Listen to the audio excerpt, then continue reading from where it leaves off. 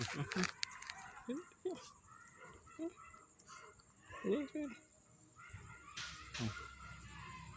kain din. Kain. Kain, dali, dali.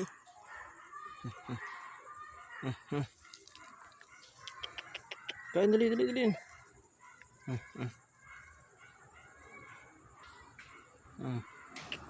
Kain ito. Kain, kain. Yan, kain.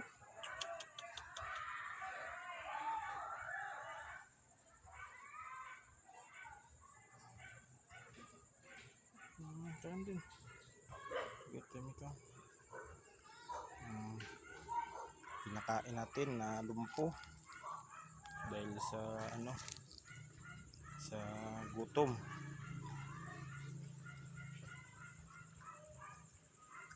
Nalumpo yung aso, pumunta dito sa amin kaya pinakain ko na. Kain ko.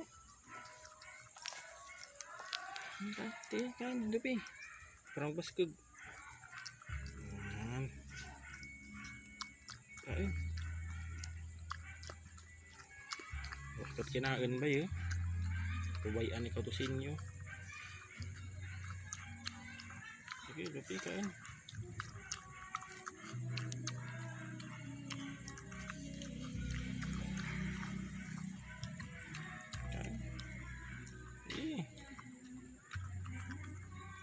Busa parang baskog rin. Luoy man kinain.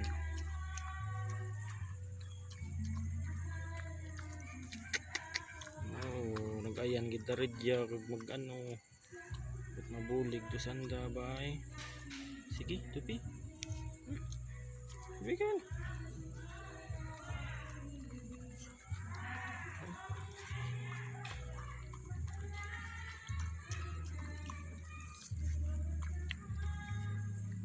Kan mayat tupi. Sige kan. Tupi. Parumpawan.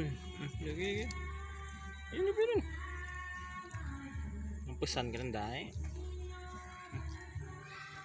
Wow, tuy. Hidup pi. Hindi ka din. Kain. Pirin. Kain. Pirin. Hindi kain. Kain.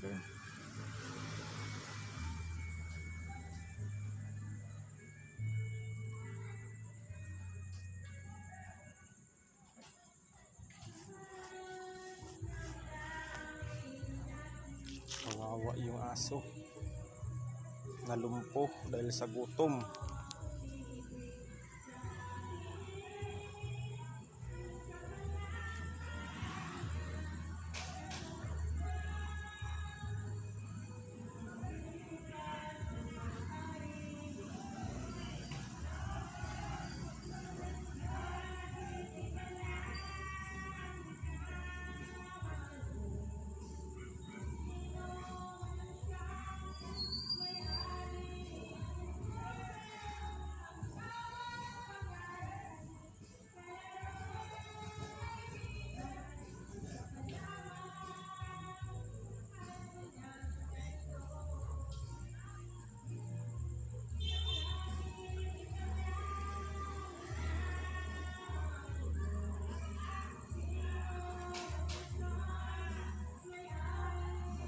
Kapatid, ubusin na lang yan. Nagutom ang aso kaya binigyan natin para hindi malumpo. Nalumpo siya sa sobrang gutom talaga, grabe. Init pa kanina, talagang naglaway siya eh. Pinakain natin at bumalik sa dati yung kanyang lakas.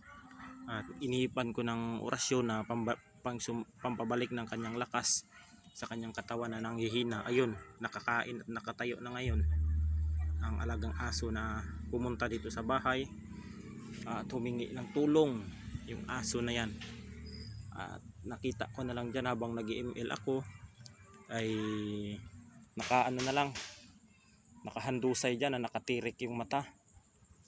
At ginamot natin, pinakain ko muna ng asukal kasi naglalaway, siguro yun nilagyan ng ng bitsin, nilason, kaya pinakain ko kagad ng asukal at kinuhanan ko ng kanin na may tubig at pinakain at inorasyonan ng sumbalik sa ang kanyang lakas na nangihinang katawan.